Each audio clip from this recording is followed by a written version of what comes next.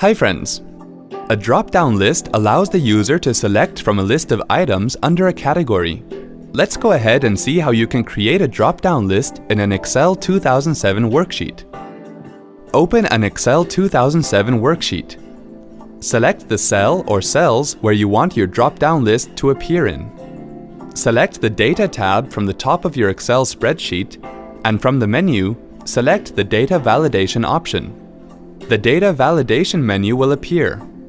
Under Settings, click on the down arrow next to Allow, and then select List from the options that appear. In the Source option box, enter the list of options separated by a comma,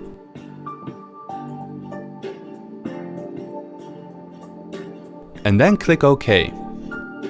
Your selected cell should now contain a drop-down menu containing your list of options. There is one more way to create a drop-down list.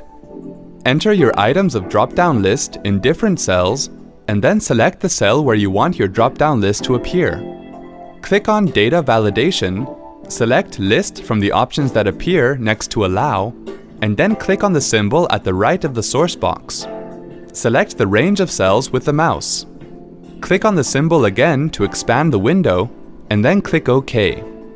Your selected cell should now contain a drop-down menu containing your list of possible values. You can add more options to the drop-down list by entering items below the source cells. See, that wasn't hard at all. Thanks for watching.